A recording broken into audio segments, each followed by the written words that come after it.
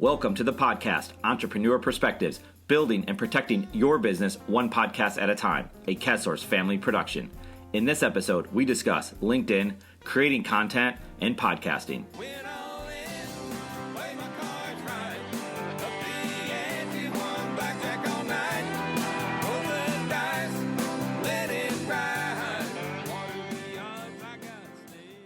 This is a Q&A freestyle episode, which is at the core of what we do, helping you build and protect your business. And in this episode, we get into questions from our audience. We hope the marketing perspectives we discuss help drive new opportunities for your business.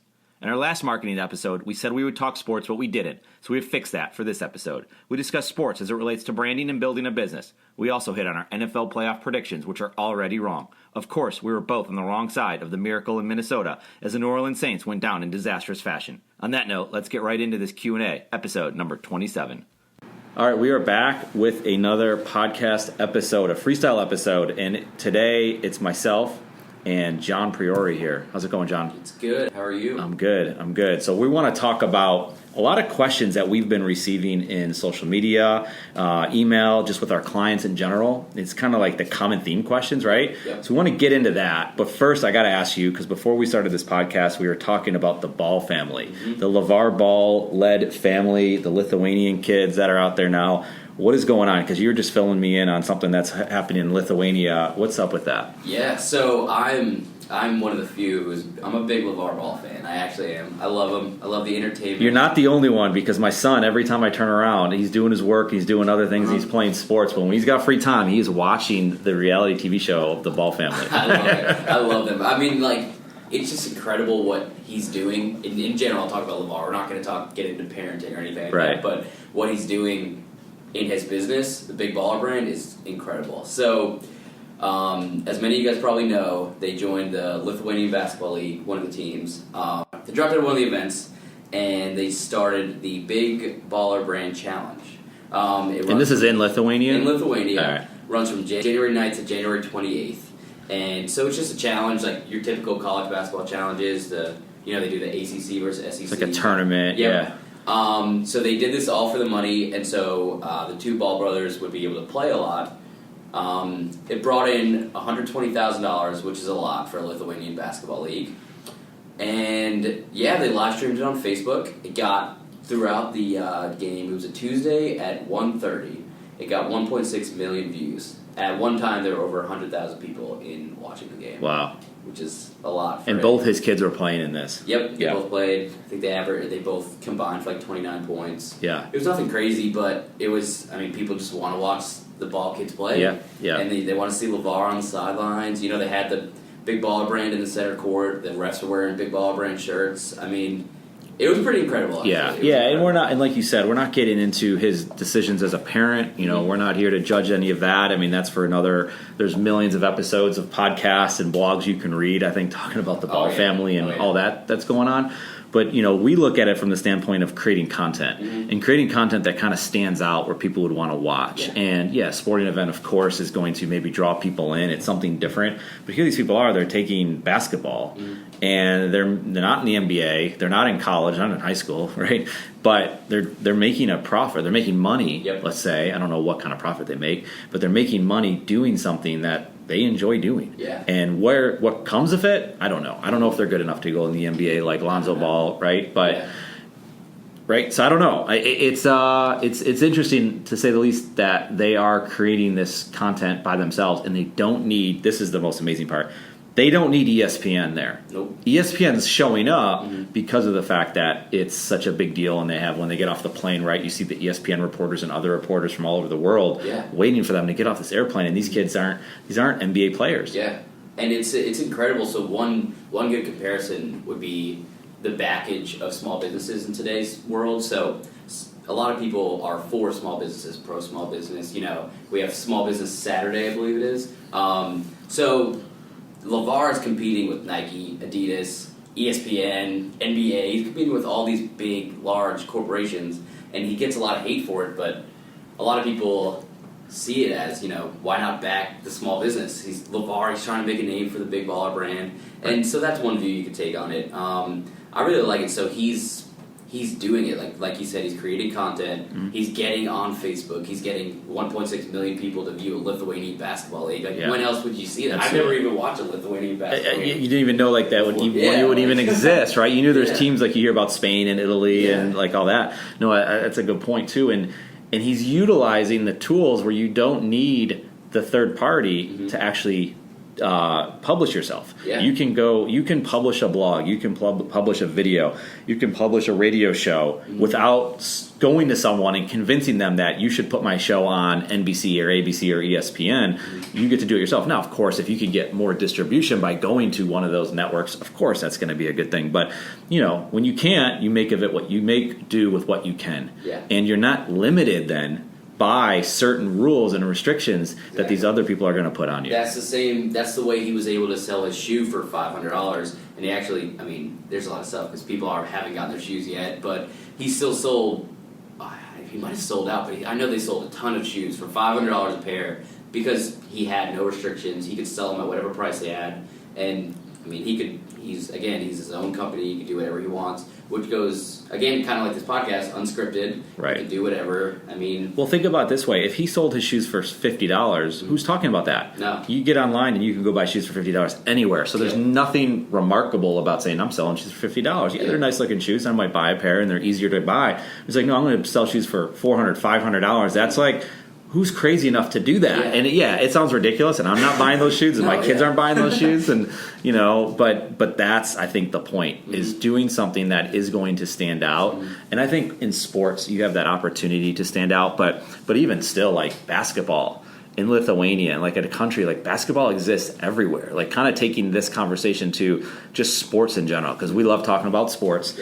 I don't know what you see, but I love it all. I love football. I'm a huge football fan. We've talked about this before, we're not trying to predict the future. We're not trying to say what sport's going to be here in 10, 20, 30 years or not. But football has issues. Football has the head injury issues. They are so big right now that if you're buying a stock in it, if you bought stock in football, you'd be buying at the peak. I believe. I don't know. I'm not saying it's going to go down. It might level out and stay where it's at. But I feel like internationally, I think the NBA, if I were to buy stock in a sport, I'd buy stock in the NBA because I think of the international appeal. I think of the recognizable players, the fact that you can have a father out here that most people don't like him as like what he's doing. He's creating a brand and a business because he's got such identifiable players with his 3 L sons, right? This whole thing. And it's just, I think it's the stock to buy. Do you agree with that? No, I agree. The NBA players they're big in media. They interact with fans well. It's different. So when you go to a sporting event, I love going to sporting events. So do you. I know that. But when you go to an NBA game, it's different than going to a football game. So when you're at an NBA game, you can sit down in your comfy chair. They have the cushions. You get a drink. You just hang out and you just watch NBA and you can talk. You do whatever. But when you're at an NFL game, per se, you're like in the game. It's crazy and it's a crazy atmosphere. So that's one aspect to it. But I do agree with you that football has its problems. Obviously, whether it's college, NFL, there's a lot of speculation with all types of football. Actually, youth football, but NBA. It's all over, and as you see, it's in Lithuania. It's getting big, people. And with the NBA, you just made a really good point. They're good with media. They're on social media. And I was looking at a graphic. I don't know what I was watching, and my wife happened to be watching. She doesn't watch a lot of TV. And they showed up a stat that the 5 most followed athletes on Instagram. Number 5 they started with, and it was not a huge surprise. It was LeBron James. You're like, okay, that's good. Now, who's going to be next? What athlete's going to be next? And the next 4 were all international soccer players in Europe. None of them were someone from the NFL. None of them were from someone in Major League Baseball. That's another sport that I don't think is taking advantage of social media. The NBA, you get on there at any point and you can watch these guys behind the scenes. People, it might seem ridiculous. They want to see LeBron James in the car, riding to the games, rapping to a song. They want to see him working out, practicing. And not just LeBron, any of these guys. Russell Westbrook, what's he wearing today? Like, people want to see that. Baseball, I don't know who you identify with. I'm not saying there's guys that aren't doing it. They're taking it to the next level. You would think Tom Brady would be on there. Peyton Manning, who, I know he's not in the game anymore. He's recognizable from commercials. Those guys aren't the top guys. It is the NBA that is absolutely taking advantage of that. Yeah, so I actually just looked up top 5 and pulled up a list of top 10. 1 out of the 10 is a non-soccer player. It's LeBron. The other 10 are international soccer, or the other 9. Are so when you start, does players. it go from past that? Is there any football? Was it top 10? So okay. Top 10 it's just. LeBron. If you find, while we're talking, check that out. Like, if you can find, like, who's the first football player that would be ranked? I don't know who it is. Like, I would think you'd get into, like, the Ezekiel Elliott's of the world. Mm-hmm. You'd think of a guy who was in college recently who kind of, like, was involved with social media at an early age and went to a large school, like Ohio State, Alabama, Texas, that had a large fan base, maybe. Yeah. I mean, I don't know. Yeah, so, I mean, the biggest guy I see is after LeBron is number 14. It's Stephen Curry. Yep. Number 15 is Floyd Mayweather. Okay, so where's KD? There's no football KD, guys, I think KD's problem, right, is probably the fact that he's got too many accounts, so he's like way too different. Oh man, yeah, that's great. Yeah, so let's go back to baseball real quick. So that's big, 'cause I love baseball. I'm a big baseball fan, but I think baseball's losing its youth viewership because again, length of games, you have a game, kids think it's boring. I mean, I'm a big baseball fan myself, but I see why it's losing youth viewership. So one thing they did at the All-Star game was they allowed phones in the dugout. And so they were having guys taking selfies, taking videos, going on Snapchat and everything during the games, which I think was pretty big. But, I mean, they obviously can't do that during a regular game. Right. So how do you incorporate that, which the other way would be to get these stars on social media? And I think they are, but they're not doing it the way the NBA players are doing it. Right. You have LeBron taking a Instagram story of himself, rapping in the locker room with Dwayne Wade next to him and Richard Jefferson when they were big guys. So, I mean, you get the inside the locker room view. It's kind of like in business. So we talk about this all the time with clients or just with us is getting the day-to-day work. So, like, what do you do every day? You document a video, say, behind the scenes of making a podcast or behind the scenes, if you're a t-shirt company, of making a t-shirt. That's the same with the NBA. Like, I would love to see, I'm a Met fan, I'd love to see, Yoenis Cespedes taking a video of himself in the locker room, hanging out with Jose Reyes, Noah Syndergaard, all those guys, but they're just not doing it, and that's another big thing about the NBA. No, I agree. It's funny, too, because when you mentioned the All-Star game, one of the conversations the next day was people were upset that they did that. And that was like exactly why you do it. Yeah. So you have to kind of, we're not saying create controversy, we're not saying angry your existing fans, your existing clients. That's certainly not it. But you're trying to, if it could possibly work for you, you have to hold that line a little bit. And why not? And like you said, people want to see that behind the scenes. They want that behind the scenes footage. Yep. And before it was like, no, we don't care what they do in their own time. No, it's exactly it. Like, I remember back in the day in the NBA, growing up, especially the 90s, definitely my generation, like there was a show called Inside the NBA, and you got to see the behind-the-scenes stuff. You got to see Jordan practicing. You never got that type of footage. So if you got 10-second clip of that, that was like gold. Yeah. And that doesn't exist really. Now it exists in social media, but a lot of these sports have never kind of taken. So nothing's changed. They just happen to have a TV show that was on NBC that controlled what you saw. Now it's like Steph Curry can go put out any piece of information, piece of content he wants. Yeah, no, I love it. I mean, it also proves that they're human. So we talk about it all the time. You're talking to business owners, but they're humans. Like, they're people. Right. People talking to people. You see, again, we'll go back to LeBron. You see LeBron hanging out with the guys in the locker room, and you see, they're talking about stuff we talk about. They're listening to the same music I listen to. Like, they're humans, which is what people love to see. And you know what the other thing, too, that they're doing is these guys in the NBA especially are building a brand.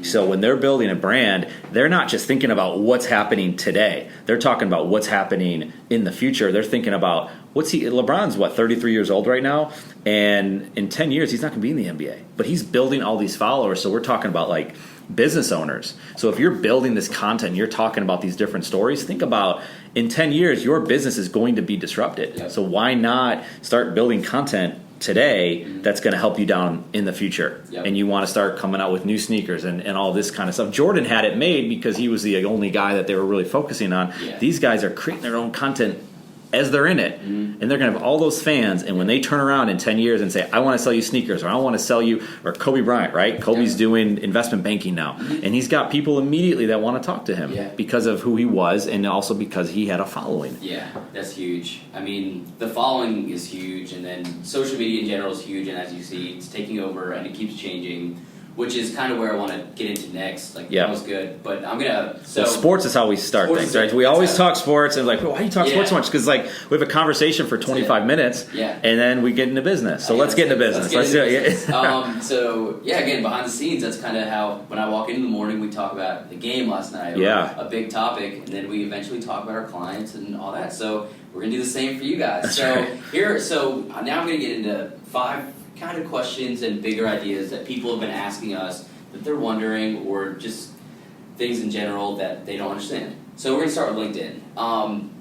We had a chat with people, like other entrepreneurs and other people who, in the business world, who were into entrepreneurship, Gary Vaynerchuk and all that. And one of them asked us, should I be on LinkedIn? Like, what is LinkedIn? A lot of people get LinkedIn confused with the recruiting service. They just think people are on there trying to recruit you to, say, get a new job and all that. And while that's part of it, and people are on there doing that, it is a lot bigger than that. So I want you to kind of talk about LinkedIn and what... Well, that's funny, too, because when that question came in, the first thing someone said was it's a recruiting website, basically. That was their answer. So that's an assumption that a lot of people make. Now, of course, I think a lot of people who are involved with LinkedIn on a daily basis are understanding that that's not what it is anymore, but that's the assumption. So I think people in social media in general make assumptions about the way they think things are without actually getting into it. And I'm not trying to, I know Gary Vaynerchuk says the same thing. We're not trying to like replicate or regurgitate what he's saying. It's just the truth. So you can't just, statements have been said before, and we're not ever going to come up with our own way of saying things. The bottom line is it's not a recruiting website. LinkedIn is bought by Microsoft, and they are absolutely creating a community, and it's a place to create content. And one of the cool things about it is it's content that can help everybody out. It's the people that are still, and here's the problem with it though, and I'm kind of all over the place, but I think social media is a little bit all over the place, so I think it works in this narrative, is that people are on there. There's noise on LinkedIn, and at the same time, there's content that can actually help your business. I've learned a lot about creating our podcast just by reading other people's blog posts, or posts, I should say, on LinkedIn. It doesn't focus on the pictures, which, don't get us wrong, we love Instagram here, but it's different. So why create Instagram when it already exists? LinkedIn is about the content. Now they're getting more into video, but LinkedIn is a place to where you can meet someone that you otherwise wouldn't have the opportunity to meet them. No. And understand what it is that they do right away. On a lot of different platforms, Instagram, Facebook, Twitter, like you can get there in some of them. It takes time to learn about who they are. LinkedIn, at a glance, I know what you do. I know what your occupation is. I know where you live. I know, I'm not coming to get you or anything along those lines, but that's LinkedIn.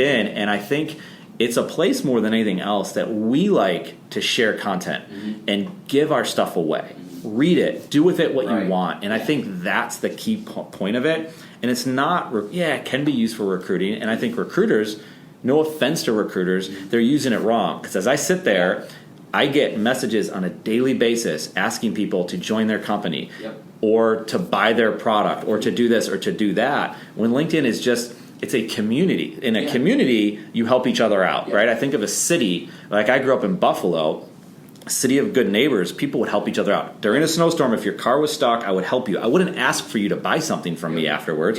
I would just simply help you and move along my way and not expect anything in return. I feel like that's what LinkedIn is now, with a bunch of noise mixed in. Right. So a few things that I've seen from LinkedIn. One, from the perspective of a college student, I get a lot of messages from recruiters because that's who they target. They target seniors in college. They target, your interests. So my interests are marketing, social media, and this. So I get messages a lot about, hey, come interview here. Come join my company. Like, you'd be great for this. And I know my friends are getting it too. Other college students are getting it too. And then, so that's why, and this question actually came from a person in college, and the people who were thinking it's recruiters are from college kids because they're not typically on LinkedIn. I've started using LinkedIn a lot more now, but Before this, I wasn't on LinkedIn. None of my friends are really on it. They have profiles. They don't go on it. Right. One of our professors actually makes everybody make a LinkedIn account and then connect with 50 people at least. So that's what got me started on it, and that's what gets everyone started on it. But yeah, so I can see why this question came up, and I understand it. Well, so the next thing I'd say is, after being here, when we get people in the office, you want to know them before. LinkedIn is good at that because it tells you their work history, it tells you where they went to school. You go on their profile, you can see what they're posting, their interests, and all that, which you can't really get on Instagram. You can if you dig, but on LinkedIn it's right there. It tells you their school, their work history, and all that. And then, so those are the two big things. And then I'd also say the audience on LinkedIn is better for our type of stuff, for entrepreneurs, for sportspreneur, because that's a good audience for it because they appreciate it. So they appreciate, an article about sports and business, while most people won't be writing about the two combined. Right. When we are, they understand it and they take to it a lot more. So I think those are my take. Yeah, I mean, it's like I said, it's giving it away, and I think with college kids, and I get this, it seems like this uppity community. It's like, we've been in business for 20 years, and this is what we do, and this is how we present ourselves, and look at me, I'm in my big suit, and there's nothing wrong with that. I'm not calling. It's like whatever works for your business, that's fine. Yeah. Part of me feels like, for a while, I was in my head as I kind of think through this, I was like, you know what, Facebook is the new LinkedIn. It was kind of trending that way, and it still might be. Yeah. And not in the same sense, but it was like, because Facebook had that little bit more of a personal feel to it. And I'm not talking about the family picture stuff. We're not talking about the use of these networks from a families getting together or friends getting together. We're talking about it from a business standpoint. I still felt like Facebook could go there. But I was like, well, why can't LinkedIn take some of the good of Facebook and use it in there? And the problem is you still get all that noise. And then it's like, I had a picture up and I was in a sport coat, and I'm like, well, maybe sometimes I don't wear a sport coat every day. Yeah. I am who I am. This is what I wear. This is my picture. That's the picture you get on LinkedIn. Yeah. I'm not presenting to be something that I'm not in the real world. And I think LinkedIn, when you kind of like let people behind the curtain a little bit, I think that's what opens up the opportunity.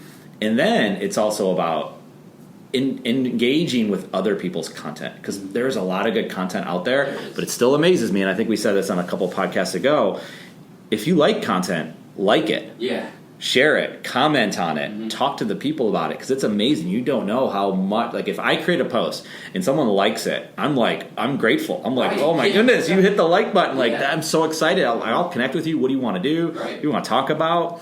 So. No, that's a big point right there, because even on Instagram, when we share articles, and on Facebook, when someone likes it, obviously it means a lot. I'll check out their profile sometimes. I'll look, like, it actually means something. I'll see who actually liked the post. And then when they comment, it means a whole lot more, because they're engaging, especially when it's an interactive comment. They're engaging with it, and that oftentimes leads to a conversation. A conversation about guest blogging, or just to talk about sports, or talk about business. And I mean, it means a lot. And it's not that you want the amount of likes you want. The likes matter, because then it maybe puts it in front of someone in Texas who you didn't know, who's now going to see it because of that like. One like is all you need. Yep. And a lot of people ask, well, so you're doing this, and you got LinkedIn going, let's say, and you get what do you do with that? And it's like you just said, John, it's leading to a conversation. We're not just putting it up there and then moving on. We're actually saying, what do you want to talk about? What's going on in your world? Yeah. And it's not, we want to sell you something. We just want to have a conversation with good people. And it's fun because we learn a lot. I just read an article from, actually happened to be a client of ours, but it was the article, and she was talking about what she learned from her dad, Cynthia Kay, who's a public speaker and does amazing things. She runs a video production company, and she was talking about what she learned from her dad. And she talked about loving what you do. And we were just working with some people here in our office, and it's like, you have to find the thing that you love to do. So when you show up to work every day, it's not a you hate it. You actually are excited to be there, and you have to put yourself in those situations. And if you can't put yourself in those situations, then find a way to get yourself into that situation. But again, it just goes back to, there's so much to learn out there, but there's a lot of noise too. There's a lot of noise, and there's people coming at you, and I get it. It's a turnoff. And that's why you have to control your feed. You have to control the people that you're working with, and you have to understand what it is you are good at and not good at, and get people around you that can help you, navigate that. So creating content. Yeah. I'm a business owner, and I realize content marketing is important, but I don't know what to talk about. Right. How can I create content, whether it's an article, a video, or even just posting on social media? What do I post? Yeah. How do I get started? Yeah. Well, the first point is if you're a business owner and you realize that, hey, I think this is important, I want to try it. That's the first step in the equation. Yeah. Because there's a lot of people we talk to, and there's nothing wrong with this. They don't feel that it can help them out. Yeah. And we're not here to try to convince someone who's not able to be convinced. Right. So I think that's the first part. Once a business owner gets to that, now they can move on to the next step, which is what do we talk about? So there's two things I think you can talk about. Number one is the obvious one. The obvious one is, what do you know? You're in a business, you're an attorney, you're a restaurant owner, you're whatever it is. Talk about just that. Now, that's not the best, but that's important to talk about what you know. Help other people. That might not just be your potential clients. That could be a college kid who's trying to get into business. We work with John Volker, who's an insurance underwriter, and he helps insurance agencies and insurance agents and consumers get the best rate for their life insurance by negotiating with insurance companies. And I think one of the things that he's able to do really well is explain to people about underwriting. What does it mean? And that might help an agent, but it also might help someone who's interested in becoming an underwriter. Yep. So you're doing the right thing by just offering advice. It's free advice. And I think if you do that, first of all, it's not going to hurt you in social media. It's not going to hurt you within Google and SEO because you're talking about content that's related. So when someone goes for a search or someone wants to read some informational stuff about your business, they can go to you. So if if we're in content marketing, do we write about Instagram? Absolutely we do. Do we write about LinkedIn? We do. Do we write about what to create in content marketing? Absolutely. So that's number one. Number two, though, is I would take it one step further. So we have clients, and I'll give you an example of two people because they are interested in the same exact thing. A little bit different, but same thing.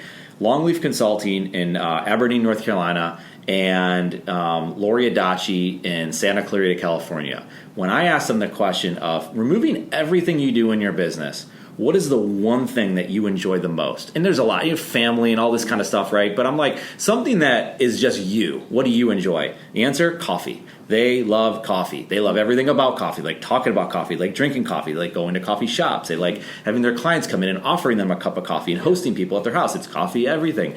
And they have certain brands that they like and certain brands that they don't like. And the answer to the response that I have for that is write about that. Yeah. Because it's no different than you and I going out to lunch across the street and meeting a client. And what are we going to do the first 20 minutes we get there? Talk about sports. We're going to talk about sports. We love sports. Now, at the same point, if someone else, we have other interests, so we're not that just so basic that we're just men that talk about sports, which can get really boring, and I get that too. We get annoyed with sports too when our teams lose, right? Like the Bills and the Jets and all that kind of stuff. But the idea is, what is exciting to you? What's interesting to you? Because guess what? I bet you your clients or some of your clients are going to like that too. So if Longleaf Consulting or Longleaf Collection, and if Lori Adachi in California, if she talks about coffee, when someone comes in there to talk about learning disabilities, they might not have to go into maybe an uncomfortable topic right away. They can talk about coffee. They can share coffee. They can meet at the coffee shop. It's that connection. Yep. I believe it's like that secret ingredient that gets you to having a normal conversation where you build some trust with somebody. So think about it like, I'll give you an example that's kind of off the cuff, and we wrote about it in an article, so it's not like I'm coming off the top of my head, but I thought of like, what if you're a photographer? And pictures are great, no doubt about it. How does your picture look? Your picture looks good. I want to work with you. But what if you can get people interested in your photography is if you take pictures of families. So what do families like to do? Well, they like to do stuff around the city with their kids. So why not write a blog about the best things to do in your city for families with kids? Yeah. And you just write about that and write about that. And oh, by the way, those people want pictures of their kids on their mantle, in their kitchen, wherever they go. So it's like, what is exciting to you? What's interesting to you? That's what you write about. Yeah, that's perfect. Because I think as a business owner, the ones I talk to, they see it. I mean, well, some of them, they see it and they realize they need to create content. They don't know what to talk about because they don't think they can incorporate what they love with their business. Obviously, they don't mix. Right. But you can. I mean, you can relate the two, and really they're just door openers. As we've seen, talking about sports with other people, it's just a way to get them in the door, to talk to them about what you love, and then who knows, it might lead to something, or if not, you're just creating content around what you love and around your business, which never hurts. Right. That's it. Yeah. And then, so let's get on to the next question. It's about Facebook. So a lot of people, people go on Facebook, but it's kind of, they're seeing it as slowly dying out because it's not dying out because it's Facebook, but it's it's a pay to play. They don't know how to use it. They're not getting the engagement they want. Mm-hmm. What advice do you have on Facebook? Yeah, Facebook is tough. Facebook is a pay to play. Facebook is a great news feed. Mm-hmm. If you control your news feed, we have an article on the news feed, and I think that's very important. So people complain about Facebook. And again, we're talking about it from the business standpoint. I'm not talking about it from, pictures of your kids' report cards or pictures of you going on a trip. I'm not saying whatever you want to do with that, that's your decision. That's fine. We're talking about from the business standpoint. But at the same point, if you're on there, you have to control that feed. So if you don't want to see Sally, Jimmy, Johnny, playing soccer, then you have to control that feed. Anyway, moving on from that, if you don't want to spend money on Facebook, which again, that's the number one way you're going to get engagement on Facebook, and there's ways to run Facebook ads, and I think that's really important. And I think companies should absolutely do that, and I think that's probably a podcast for another day. On this point, though, is how can you get engagement on Facebook? The way you do that is you go to other people's Facebook page, their business page we're talking about, and you engage with them on their content. So if you're any sort of business owner, we'll take, we've talked about them before, Longleaf Collection. They manufacture door hardware out of North Carolina, and they work with interior designers. They work with real estate agents. They work with architects. They work with builders. And the idea is if an interior designer is posting pictures about the stuff that they do for their clients on Facebook, then they deeply care about that. Right. And how cool is it if someone comes behind them and says, really like what you've done with that room, and I think this is great, and I think that's great, and good luck to you, and blah, blah, blah. And not asking for anything, not doing anything. Nope. If you do that type of thing over and over and over again, we've seen it, people say thank you. Right. There's nothing wrong with that. There's maybe no business deal in that exact instance, but you continue to do that over and over again, and guess what? Maybe they'll come back to you. Now, don't expect them to come back to you. Don't expect them to call you up and say, I want to do a business deal with you. But if you do enough things over and over, and they're the good things and the right things, then I think you have opened up the opportunity for the potential down the road. If you give that time over and over and over again, you are going to do good. You're going to create something to where people are going to think good of you. Yeah. And there's nothing ever wrong. And you're going to build trust with them. Mm-hmm. And I think that's the number one thing that you can do on Facebook.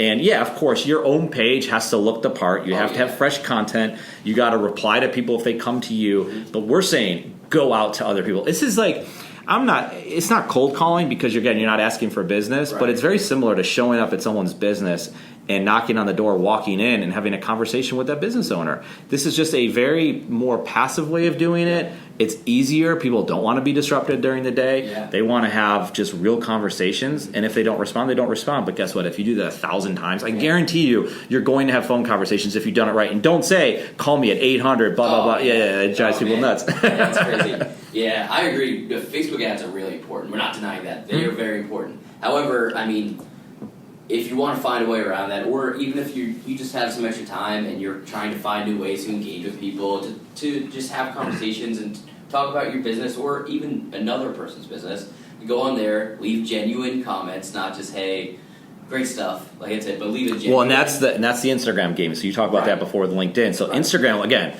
we're not dogging Instagram. We love Instagram. But there is a game system, there's a game going over on Instagram where people, you see it, right? They just post an emoji. Once in a while, maybe it is genuine. Yeah. Most of the time, though, they're just doing it 1,000 times over. And it's just, they're trying to get followers. They're trying to game the system. So you have to go above and beyond that. And it's noticeable. For people that are paying attention, that's noticeable. It is very noticeable. And that's the same, I'm going to just mention this on Instagram too. Like, we talk about direct messaging all the time. We do it all the time. But again, we leave genuine direct messages. However, on our CastSource Instagram, it clearly states we're a marketing company, and then you will have people messaging you like, hey, here's our marketing services. Your company looks great. Let us help you with marketing. Right. We are a marketing company. We don't need your marketing services. Thank you. That's instant loss for that other business when you don't take the 2 seconds to think about what are they interested in. Right. It blows my mind. We can learn from other marketing companies. We can have a conversation. We don't have to, we don't need everyone's business. Right. We can talk to someone. We can have a genuine conversation again. Going back to Facebook, that's big. So people are posting on Facebook all the time. They're linking out to articles. They're doing this for their business. And a good way to, again, get business, have a conversation, is to leave genuine comments and just get to know another person, have a conversation, and don't force it. Like, that's it. Yeah.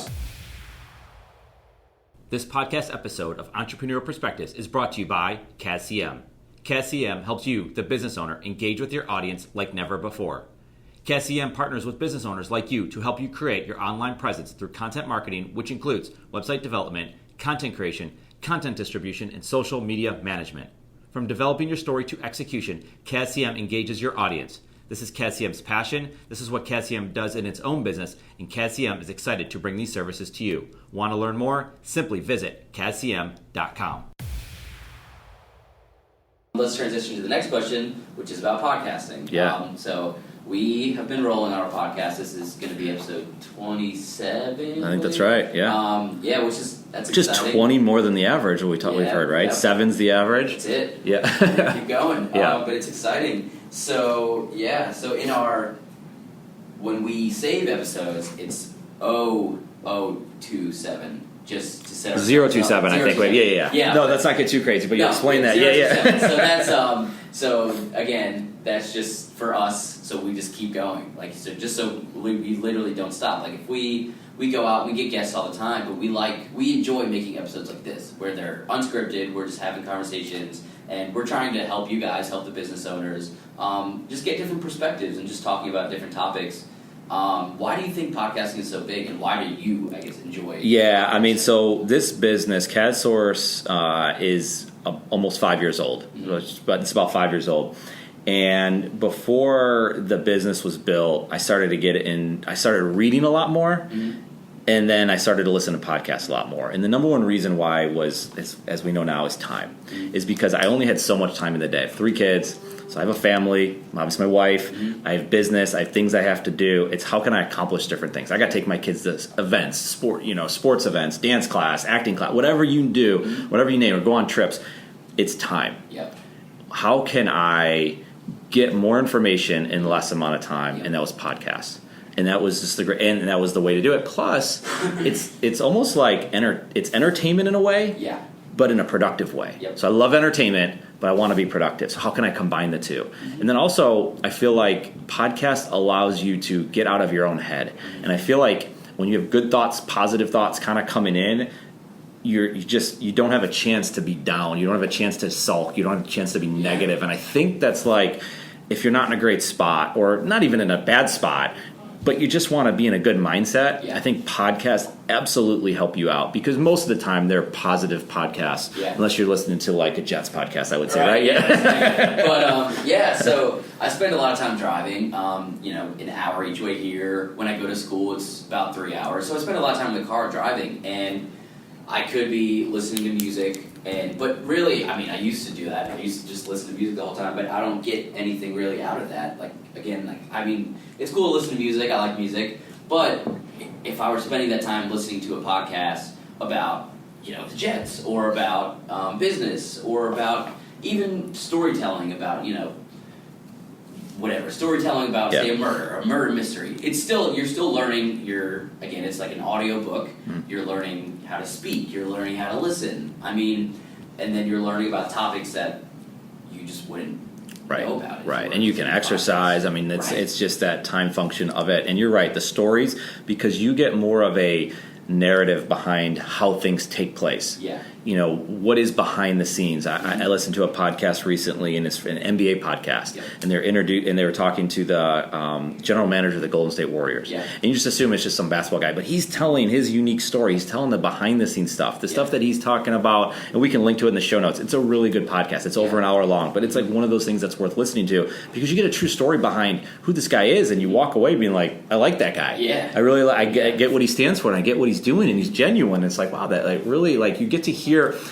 It's like a phone call. Right. If I email you, I love email. Don't get me wrong. I love messaging people. But if we can hop on the phone, the message, the tone is easier to understand when you talk to someone on the phone. And then the other thing too is, as we know this, and we've talked about this on the podcast, is speed. Yeah. The speed that you could listen to a podcast. I did not start this way, and I don't do it for every single one. But you can go 1x speed. You can go slower if you have to, but you go 1.5 or even 2x speed. So if a podcast takes an hour. Yeah. you can listen to it in 30 minutes. I tell people that listen to this podcast, and I'll ask them, I was like, how did you listen to our podcast? They're like, what do you mean? And I was like, well, normal speed, faster, normal speed. I'm like, how could you listen to me talk at 1 time speed? Like, that drives me nuts. Yeah. So I'd have to listen to it at 2 times speed. It's amazing. Well, you get it. Just like even the editing of the podcast, when I got to re-listen to it before we go live with it, absolutely listen at 2 times speed. But I'm listening to everybody at 2 times speed. We talked about Gary Vaynerchuk before. Like, you would think that's nuts to listen to him at 2 times speed. Fast, I love it though, because once your mind keeps going with it. But again, it's like, I don't have much time. Right. I got 30 minutes to kill, and I want to listen to this thing fast. Yeah, so you actually got me onto that. So at the beginning, I mean, I would just always listen to podcasts at normal speed. I didn't think anyone actually listened to it at higher speeds and stuff. So then I started doing it, and I can't go back now. So when I listen to it at normal speed now, or even I listen to it 1.5. That's my go-to speed, depending on the podcast. Of course. Some people talk faster, some people talk slower. But if I listen to it at regular speed now, it's just like drives you nuts. Talking so slow. Yeah. And so I was in the car with one of my buddies, and we were listening to a basketball podcast, and I was listening to it at 1.5 speed. And he was like, "Dude, how are you listening to this? Like, how do you know what they're saying?" I was like, "How do you not know what they're saying?" Yeah. So I had to go. It's back like to tricking your speed. mind a little bit. I think is what it is. So you just learn. I mean, it also helps you to process what people are saying faster. To listen, helps your listening skills. Absolutely. That's big. And then the other thing about podcasting that's big is creating a podcast. So obviously we created this podcast. We built it from the ground up. And a lot of people out there are trying to create a podcast, but they don't know how. They don't know what goes into it, or they try to do it, and again, they create less than 7 episodes, and they don't go through with it because it's a lot of work. It is a lot of work. What have you seen from your experience? Well, I mean, first of all, it's like, do you even want to create a podcast? Right. I think that goes back to that. And, I think we can say it's amazing the type of feedback you get. And we understand it's not like millions of people are listening to our podcast, and that's not really the goal with this podcast. But I've seen it before where people have been on our podcast, and they can use that as a piece of content for themselves to take out and to learn more about what they do. And no different for us. It's led to opportunities for us. And that's what we say all the time. Social media, podcasting, book, whatever it is, if you write a book, it's about it's about giving information away, and then eventually maybe creating new opportunities for yourself. What you do with those opportunities still comes down to the relationship, the phone call, the email, the meetings, the deal that you put together. There's so many other things that come with it. So it's like people are like, well, I can't be on Facebook because I can't sell on Facebook. Well, no, you can start the sales process. So knowing if you're like, let's use somewhat of a sports analogy, fishing's a sport, right? If we're going out fishing and I'm the best fisherman, but I don't know where to fish, I need someone to show me where I should fish. I can fish all day long and I can catch all the good fish, but if you don't show me where to fish, how do I know where to fish? So if I'm still fishing like I did 20 years ago, I'm going to lose. But if I got John with me and John knows where to fish, he can take me to that spot. Now I can fish. All of this stuff is, as far as we're concerned, is... I don't know if it's called social media. I don't know. I don't think it matters what it's called. I think it's just it's a platform. The way we look at it is we have one major platform, and in that platform, so we have the CASSource brand, and we have all these different like things that are part of it, but it's that main platform, Sportsepreneur. It's not the same thing, but it's all related to one another, and it's just a platform where we can come on, and then you bring Facebook and Twitter and LinkedIn and all these different things that go with it. That's our platform, and podcasting is a part of it. And should you start a podcast? The answer is yes. Or should you get on a podcast? The answer is yes. Or should you try? Absolutely. And take your time with it. We took our time with it. So no different than a blog. If you write a blog, you need to have a good idea. Then you need to write it. You need the time to do that. Then you need an editor. Then you need to get that thing online, whether you put it on a website, whether you put it on medium.com or LinkedIn or social media or all of them. And then you need to make it look good on those places, and the images have to be right. So there's a lot that goes into that. If you were to take the time and effort it is required to create a blog, multiply that times a bigger number. That's your podcast. So there's a lot that goes into it, and we're talking. So we have a lot of people involved on the team. We'll talk about that in a minute, but. So getting into creating a podcast and we'll say building it from the ground up. You have a lot to think about. We could actually create a whole podcast episode about creating a podcast. Absolutely. There are ones out there. But Well, like John Lee Dumas, who was Dumas is Entrepreneur good. on Fire, this is a guy that I listen to over and over and over and over again. And this guy he's got podcasts about how to create a podcast. And I think there's even, and we learned a lot from that. Yes. We learned a lot from other people, and no one's got the absolute answer. Yeah. You got to do what works for you. Mm-hmm. And we've built our game up a little bit. Like just the mic we're using is a better mic than we had at the beginning, but like you said, like think about the art, the album cover. We're like, wait, we need an album cover for this. How are we going to do that? Put a lot of thought into that. A lot of thought that goes into every aspect of it. Yeah. So it's the album cover again. It's the ideas. You need an idea, something to talk about. And I think I got to stop you there because ideas. That's it. Yeah. And we like ourselves, and we're not. This is not us pitching anything. It's just.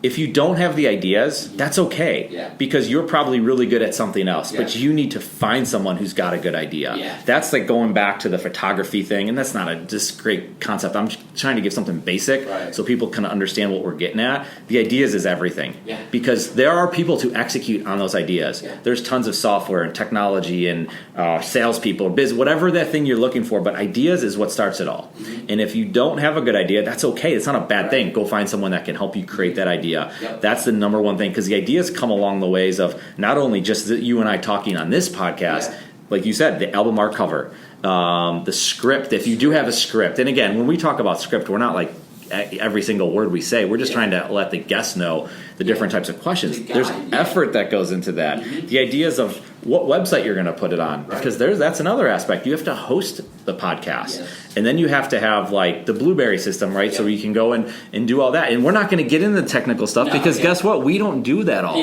right? That goes to our guy Scott Upton in our office who helps us with that technology side of things. Yeah, that's big. I mean, so there is definitely a lot more to think about. So when people think, oh, you're just putting a podcast out there. No, I mean, we spend hours a week doing it. You can. Now, you can get on Anchor, and Anchor's a great app, and you can just talk and put it out there, and it actually now publishes out, which I think is great, but I also think it's the potential to create a lot of noise in the podcast world. But it's like anything else. If anyone can create a blog, and it doesn't mean it can't get on it can get on the internet. It can go anywhere, but it's...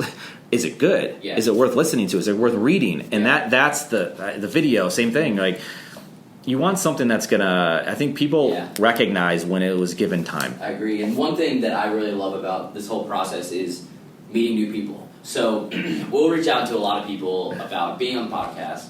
If they're a quality guest, we like them. They're running a business, or they're just big in the business world, or if they have something good to say, we'll have a conversation with them and. Then, I mean, if we enjoy the conversation, we're like, hey, hop on the podcast. And their reaction is typically amazing. So they're like, wow, really? Like, I'd love to come on the podcast. Yep. And that's great. And the flip side of that is true is people coming to us to be on the podcast. Yeah. They want to maybe promote something, right? I feel like we're like a late show, like where people want to come and promote their movie, but that's not it. But that's the idea. And for us, it's helped us acquire new clients and good clients, people that understand what we're trying to do and what we're trying to build. And really the reason when the people ask us why do you interview other people? Well, first of all, we want to add our own insight to all these different podcasts. We want to make sure we do podcasts like that.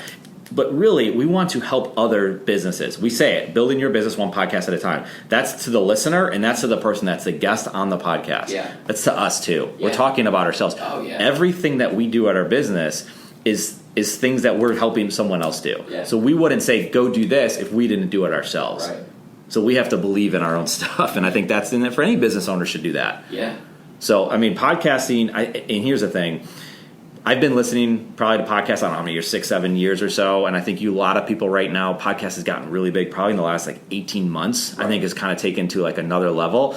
I'm not saying an early adopter, but in podcasting probably so a little bit. Yeah. And I just think we're getting started right now. I don't think this podcasting thing is past its prime. I think it's really just because you just have Amazon Alexa, you have the Google Mini, your Google HomePod, or whatever it is, and Apple's coming out with their stuff, and who knows what's next. Yeah. So podcasting and audio is going to be able to convert to that very easily. The idea is just that voice counts. It's of course it counts. The phone's been around for how many years, and people love talking on the phone. Sometimes I'm I'd rather talk on the phone than have to schedule some meeting to meet somewhere. Yeah, I want to do face-to-face too, right. But the phone is the beginning of the podcast or the radio. Back in the day, I used to hear stories about my parents, my grandparents. They'd listen. My dad's from Cleveland. Mm-hmm. they would listen to the Cleveland Indians on radio. Yeah. And there's something about like the main going back to sports, the main announcers that were like so beloved were the announcers that could tell a story through the radio because you couldn't see the game, so they had to describe everything in such detail. Yeah.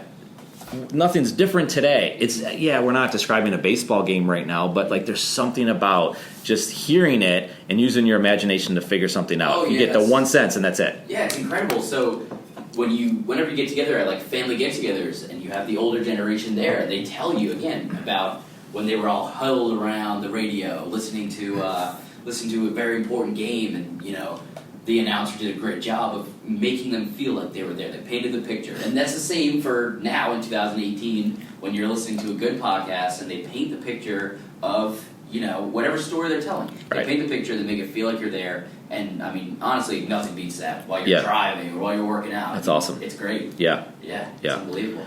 So who's all involved with that process and everything else? And we mentioned Scott. Yep. So Scott in our office, he is like our IT project manager. Yeah. And the reason we want to identify these people is because these people are doing amazing work. Mm-hmm. And it's almost like when you watch a football game and sometimes towards the end of the game, they'll start going around and they'll show the camera guy or the guy getting run over on the sidelines who's holding the sound thing. And like, these are all amazing people. And none of what they're doing would able to be accomplished without having those people a part of the game. Oh, yeah. And I think Scott, we have to identify him, we'll say his name over and over again, is because of the stuff that he does to make this podcast go. Yeah. Whether it's images, whether it's the audio, getting that right, certain aspects of it. And then we go to you, John. Like John's, been here. I think you started, and we got going on the podcast probably soon after you were here, like 2 months or so. Mm-hmm. It rolled out like July 24th, I believe. We started the idea had been around again for months, maybe years before that. Yeah. But it was like, let's not overshoot it. Yeah. And I mean, talk about like the audio side of things, because we'll record this podcast, and we like, there's a lot of podcast people that can edit every little thing out. Yeah. But at the same point, like there's something to be said about the unscripted nature. Maybe that's just our love for sports. Yeah. Is when people make a mistake, why does every single mistake have to be corrected? Yeah. We want to keep it human. Like, there's a lot of podcasts you listen to, and this is not a shot against them. That's just the way they do it. They're so cut and edited that it's like, I want to listen, if we talk about music, and all over the place again, but if you listen to someone sing a song on an album on iTunes, and you hear it and you're like, I like that song, it sounds great, and then you go hear them in concert and they don't sound as good, you're like, man, that's not good. But when you hear them in concert and they sound good, again, we're not comparing ourselves to musicians in that sense, but the idea is, it's unscripted. There are mistakes. They miss chords. They're out of tune. They're this, they're that, and the other. It doesn't matter because it just, you're there, and they do a good job of it sounding. So I like the unedited scripted. However, there's a lot that goes into the audio. So I'm going to start by talking about the unscripted part of things. I love unscripted stuff. I love when I listen to something else, and they mess up, and they laugh about it, and they don't delete it. And they just, like, it makes it feel like they're human. Like, they're not just talking, and they're robots. Like, 2 weeks ago when we did our podcast with Jared, the new futurist, and Rudy came in. Right. And we were going to delete it originally, but then, again, we like to be, real. We like to, stuff happens. So we left that part in the podcast. If you guys heard, I mean, Rudy just came in, said hey, and left, and we left it in. And so typically the process, we'll walk through the process real quick. So, again, we'll get a guest. We'll have a script, but it's not really scripted. Eric will then interview the guests, and they'll talk, and then he'll put the audio into our systems, and then I'll take it from there and then edit it. We edit most of it out. We put, the introduction, the outro. We have to record those separately with the music. So there's music. And then, taking it from there, it is a process, but again, we're on episode 27. It's gotten easier. The first podcast took me a while. So when we were first getting into it, it took me like a few hours, if not like a few days, to get the first episode done. And now, it's become a weekend project where I just do it on a Sunday night and spend an hour, 2 hours on it. And then, it's the same quality, if not better, because I've been doing it for so long. But again, it's work. It's stuff you have to do, but And there's writing on both sides of that too. So when we Right. come up with a script, the idea, like we mentioned before, is so the guest doesn't understand the questions. We don't want to surprise someone with something that they didn't want to talk about. So it's more for like the right thing to do. But we have to create that, and we want to have a track to run on for everybody because we think it helps them out. Yeah. But on the backside of that, then we want to write the intro, the outro. We use WordPress. We love WordPress, and we want to use that. But we have to create. There's basically a blog post that goes with it. There's a piece of content, and you have to edit that part of it, and then you have to edit the SEO and the meta descriptions, and there's like.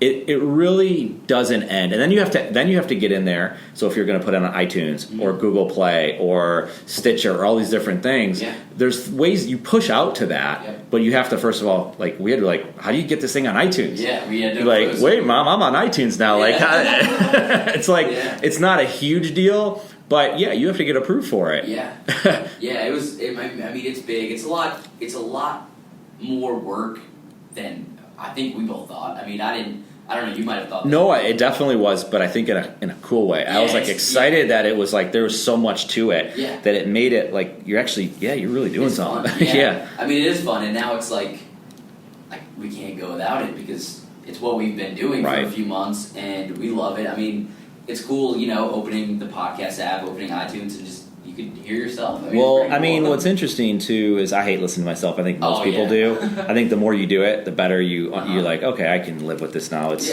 fine. But I think in like that mindset of always learning, I think that when you create something like that, you're learning about yourself. Yeah. And I think even on this podcast today, like I've been a little bit all over the place at times. We're recording this thing in the afternoon. Yeah. But that's okay. Like, it just is what it is. And if you didn't like listening to it, you probably cut us off by now, so you're not listening to this point. Yeah. My moment. But you do learn about yourself a lot. You learn about, how to talk better, how to ask better questions. So I'm like studying how to interview people, how to better, like for their sake and for my sake. Yeah. And I think that's the fun part of it. And that's what creating gives you.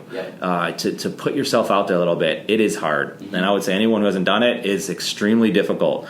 For those of people that have done it for many, many years, that's why I've always been envious of like musicians, any sort of artist. My mom's an artist.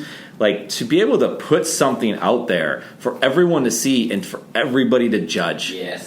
A book, an article, like you go to Amazon, you review it. I mean, people say bad stuff about people. They'll destroy you. Like.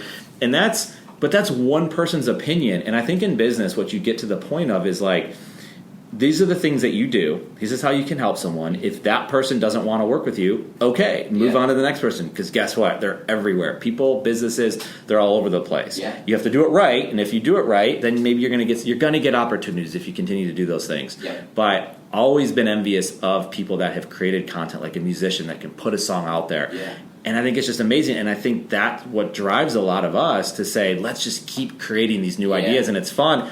And I've said this before, too. The more you create, the more you create. Yeah. And you come up with new ideas. Now, I think that's the entrepreneurship's dilemma. The entrepreneur's dilemma is because when you come up with new ideas and you just create more work for yourself. Yeah. So we don't have to do a podcast. But because we do, we just created all this work for ourselves. Yep. But it doesn't feel like work. No, it's not bad at all. And I think this process is really helped me appreciate, the artists, the musicians who do create stuff and they're judged by it. But it's not even that. It's I've witnessed all the work that gets put into your work that you produce, your content that you're laying out there, and they're spending a lot of time on this stuff and they're spending their ideas, and it's really allowed me to appreciate that and appreciate like the other aspects of it. Right, and it's one of, probably video, like Cynthia Kay's doing in the video production. I would say video is the one thing that is even more involved. But it really is like, man, it's just, there's so much that goes into it. And like you said, you appreciate all of the work that's being done out there. It's great. Yeah. And if you're on the fence about producing a podcast or creating one, I would definitely recommend it. And I think Eric would too. And if you're looking for help, you can come to us. We'll talk to you about it. We'll give you, some advice, and we'll keep it real with you like we've been doing on this podcast. And we'll, tell you the obstacles and all you have to do, and we can help you with that. So I'd say just talk to us about it. We won't mind talking to you. But I do recommend it. Yeah. Yeah. And then, so let's transition into sports, and then we'll wrap it up. But so we're on to the divisional round of the NFL playoffs. Yeah. Who's your so this is going to air after the games have played. All right, so we're going to make some quick predictions here. All right, so let's start. Pick a game here. So we've got Jacksonville, Pittsburgh. Oh, I mean, so in the AFC, I think we can wrap the AFC up pretty quick. Yeah. And I'm going to be wrong, I'm sure, but I think we said this all year, that it's going to be Pittsburgh and New England in the AFC Championship. Yes. It's just a matter of where they're going to be playing. And since Pittsburgh didn't get that catch that they thought they got, they're going to be playing this game in New England.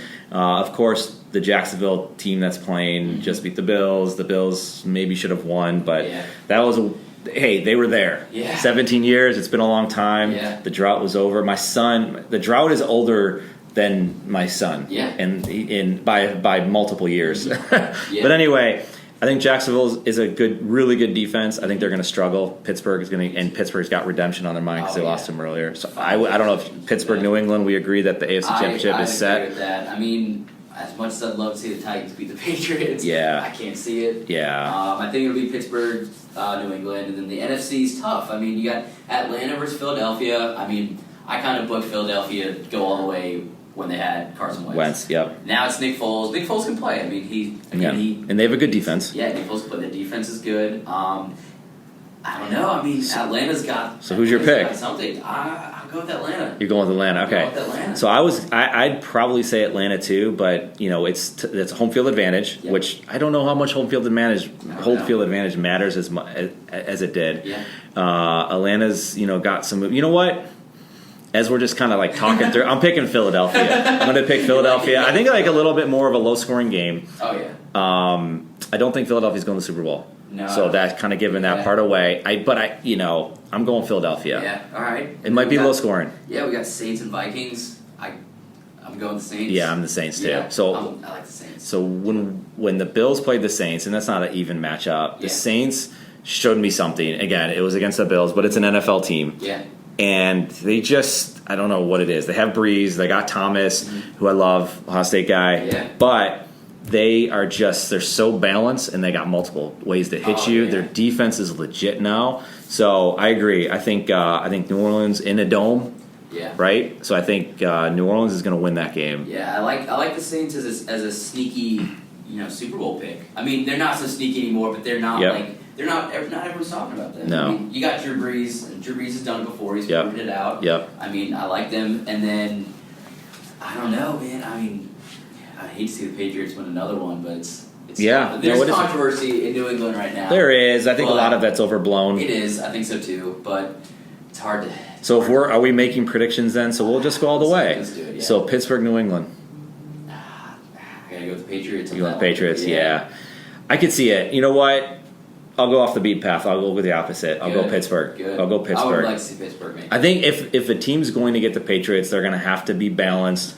Their defense, there's some things about the Patriots that I'd be concerned with if I was the Patriots. Yeah. Not to say that they're not the best team; they are the best team. Yeah. But there's some things that I'd be concerned with. I think Pittsburgh can score with them. Mm-hmm. I think they are super revved up to go. They're going to be ready to go, and they're not going to be intimidated by going to New England. It's not going to be easy. But I got Pittsburgh winning that game. So you have Atlanta versus New Orleans. I'd go with the Saints there. You're going the Saints. I like the Saints. I do like the Saints. I mean, again, I'll go with the Saints there, and then one step further, I like the Saints to win the Super Bowl. I like it, man. So you're we're close. So that was it. So I got the Saints beating the Eagles. Okay. That would be in Philadelphia, which would be most likely a cold weather game. Yeah. And that'd be a tough game for the Saints, but I think the Saints take that one, and then I like the Saints and the Steelers in the Super Bowl and the Saints as well to win the Super Bowl, and Drew Brees maybe to just say I'm done. That's it. Yeah, that would be perfect. It'd be awesome. I loved it with Peyton Manning. Yeah. He did that. Yeah. Jerome Bettis did the same thing. Yeah.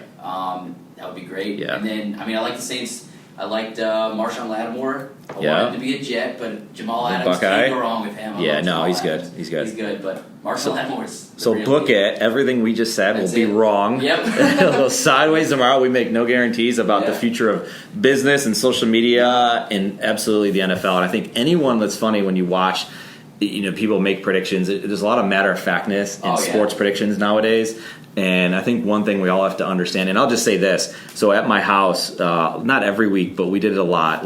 My youngest daughter, who just turned 7, but she would want to pick the NFL game. So I'd print out from NFL.com the schedule for the day. Every game from, even if they had the 9 o'clock in the morning games over in London, we'd pick the games till Sunday night. Monday would be the tiebreaker. And literally, here's your piece of paper. I'm not giving you any information. Yeah. You just circle it. Yeah. And here she is. And I would say we did it, let's say 9 times.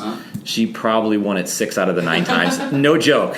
My son would be like, how is she winning every time? Yeah. And she was just convinced that she just knew what she was doing. And it was like legit. So it just goes to show you that she's really knows her football stuff. Or it goes to show you that nobody knows what they're talking about when it comes to the NFL or just sports in general. Yeah. No, I love that story. Yeah. That's great. Yeah.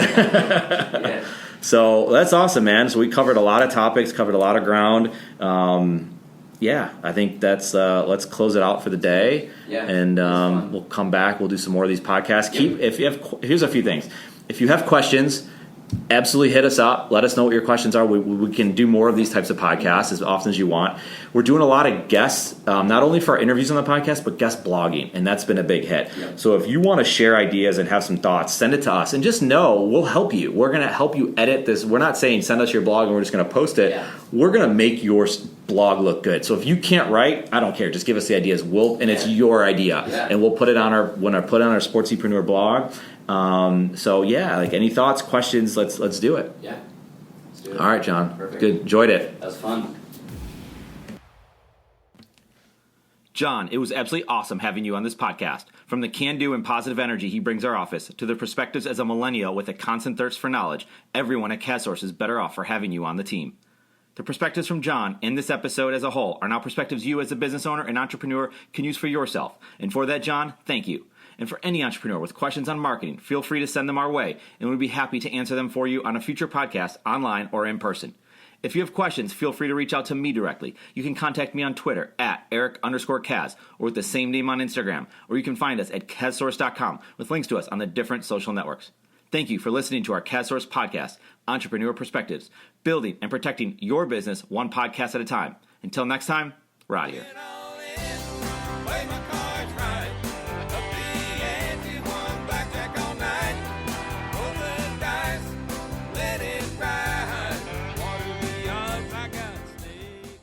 This podcast exists in large part because of CADCM, the content marketing business inside CADSource Inc. CADCM is excited to bring the content marketing services used at CADSource to you. Learn more by visiting CADCM.com. Thank you so much for listening to this podcast. It's a big deal to us. We hope you found value in it, and if you did, we would be incredibly grateful if you gave us a review on iTunes. Remember to subscribe to this podcast and feel free to share it with anyone you know. More than anything, thank you again for listening. We appreciate it.